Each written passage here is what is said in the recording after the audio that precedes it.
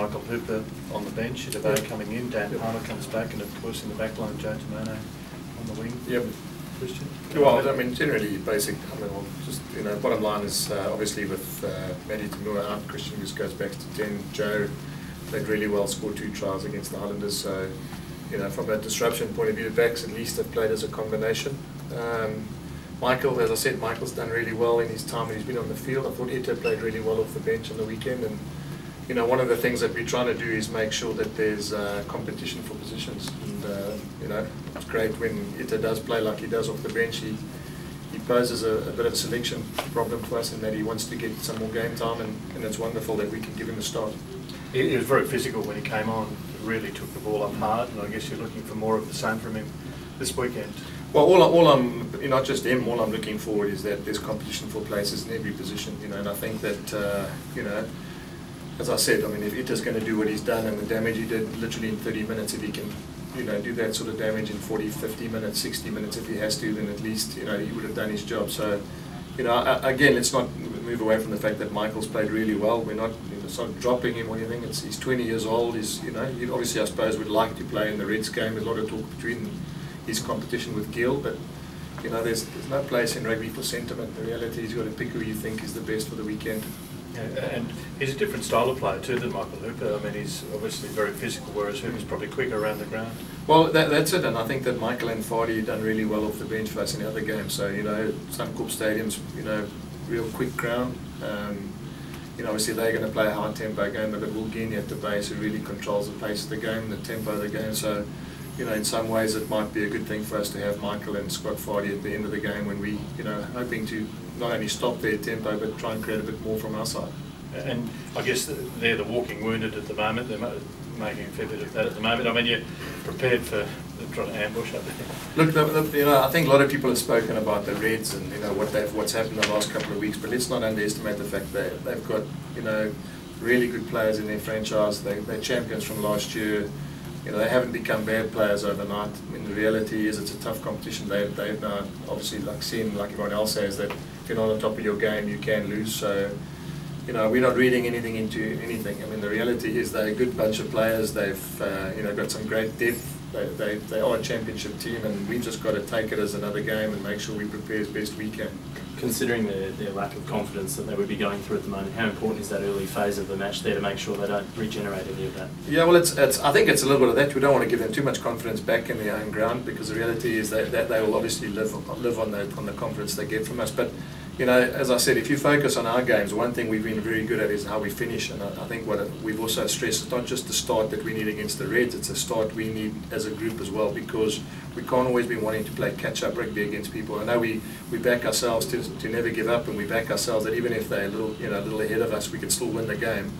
We've spoken about it's not because of the Reds, it's about us as a group. We've spoken about the fact that we need to start well and give ourselves a fair chance of not always having to catch up in games as well. So, I mean, as much as it's important for the Reds game this weekend, like you're saying, with their confidence, it's also important for us as a group to make sure that from now on that we actually start well anyway.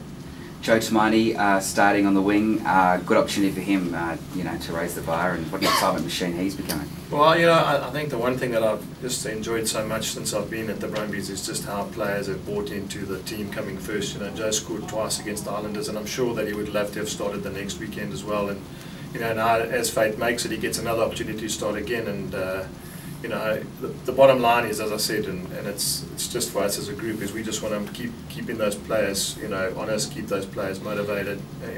He comes from Queensland. He's played a lot with those boys up there, so I'm sure he's looking forward not only to playing again for the Brumbies, but playing against some of the people that he knows from school and from the clubs up there. Your record at Suncorp Stadium is incredible. You're undefeated there, and you've only lost 2 games since '96 against Queensland. I mean, when you say our record, you mean the Brumbies record? Oh yes, pardon me. And now it's up to you to. I've never lost at Suncorp either, which is fantastic. Brilliant. And no doubt you'll have to continue that from this weekend to keep the fine form and the Rod McQueen Cup in your hands as well. Look, I mean, the bottom line is it is a proud record. I mean, it is something that the players have spoken about, and it is something that we obviously, as I said every week, is we can't negotiate on the standards that have been set before us by great players. So it is something that is at the back of our minds. But you know, I suppose at the end of the day, you know, we can't be worrying about what happened in the last couple of years. It's about what happens this year. And you know, last year this time we were the side under the pump. We were the side who had no chance of winning. They were the championship side that had won 11 in a row, and then ended up losing to the Brumbies at home. So it shows you that you know, in this competition, it doesn't matter where you are on the log or what sort of state you are in terms of confidence.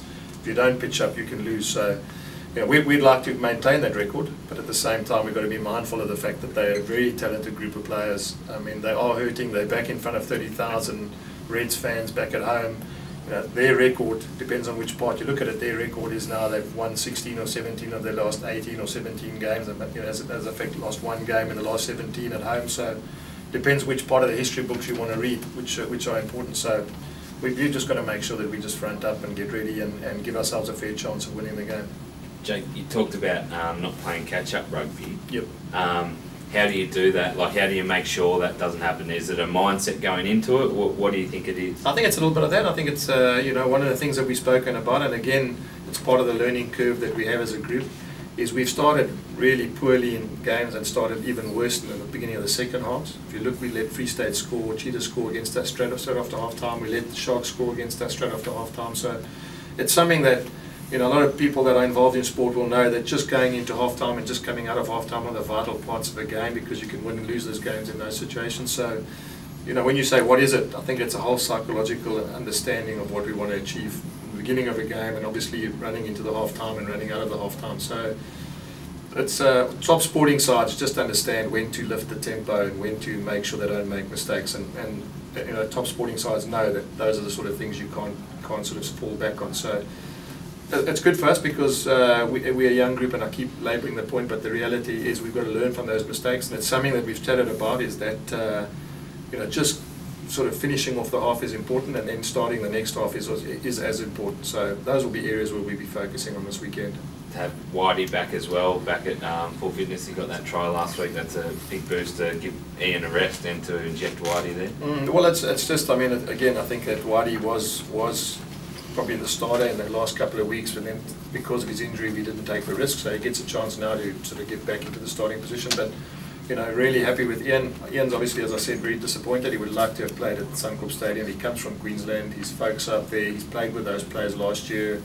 I suppose sentimentally that'll probably be the one game where he would have loved to have been the first choice, but you know, he's played a lot of rugby, I suppose, unexpectedly already, because of the fact that in the Cheetahs game, Whitey came off early and then he started the next two games. So, you know, I think, again, I just think that going forward, the next couple of games and the next couple of, you know, the rest of the season is also about us making sure we know what our strongest combinations are, making sure that whoever we've got in our squad gets enough time to show us whether or not they can play at this level. You know, I was just saying earlier to someone that one of the big differences in Australia is you don't get a Curry Cup or another tournament where you can try things. You unfortunately have to try these combinations and the sort of the pressure situations you can only sort of measure in Super Rugby competitions. So, you know, it's something that's a bit different to what I'm used to, but we have to accept that and just get on with it. Jake, Jesse yesterday was a bit worried. We spoke to him yesterday. He was a bit down on himself about his kicking game last week. I mean, do you think there's any concerns there, and how much he's been working on it, or is he being too hard on himself? Well, I mean, I'm glad that he's been hard on himself, because the reality is he wants to go up a level and he wants to play. You know, as I said, one of the things about Jesse was West's Rugby Club a couple of seasons ago, last season, the season before. All of a sudden, he's been spoken up as a potential wallaby, and that just shows you how things can change. And I'm glad he's been hard on himself, because the reality is that he's got to appreciate that if he's not hard on himself, he's not going to be able to go up to another level. And all credit to him. I mean, he started poorly.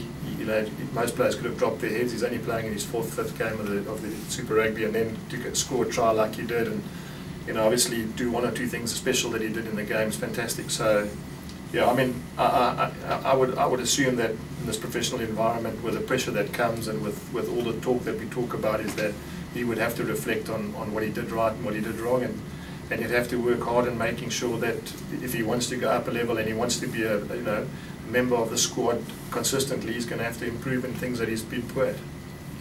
Jake, just with the Reds, looking to exploit the Reds backline with guys coming back in 2 weeks' time, is it good timing for you in order to exploit that? Well, look, I mean, I suppose in a lot of ways it's good timing for us in that, that it's probably the right time to play. The Reds have just come back from South Africa and they've had to go via Perth, which obviously was a difficult tour. But as I said, we're not going to worry about where they are as a team. We're going to worry about where we are as a team. And we've just come off a loss. Obviously it wasn't a great result for us. But so as much as we know where they are, we just got to make sure that we don't get seduced by the fact that where they are is going to significantly help us. We've got to make sure that we do what we have to do to make sure we get our house in order. And as I said, one thing that we've worked on and we've spoken about since I've started here, there's got to be a progression, there's got to be an improvement, we've got to learn from the mistakes we've made. And one of those things is the way we finish halves, the way we start second halves, and it's the way, I suppose, that we understand that this is a tough competition and you've got to be up for it. And how has the week's break been for Dan Palmer? Oh no, well just, I mean, tight end props and open side flankers, it's tough for them. So, if I've looked at all the other sides and they've rotated. I see Weeks has been rotated this week for the Rebels and Ben May was rotated for the Hurricanes. So, there's no doubt that those are the positions you need to rotate and you need to give them some time off. And he can't wait to play again. It's a local derby. He's playing against 2 Wallaby props. So a Wallaby front row. So it'll be a good test for him. Okay. It's not my first choice. Okay. Kimlin? Thanks, mate. Cool, Greg, I'll get you switch sides, mate.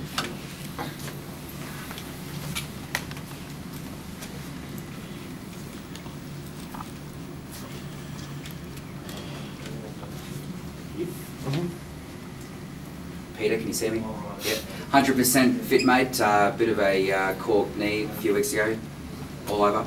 Yeah, it's coming back good. I'm getting the mobility back in my knee, which is good. So yeah, it's just something I've get used to. But yeah. How serious was it? Oh, it looked pretty bad at the time, but at the time I couldn't put weight on it, so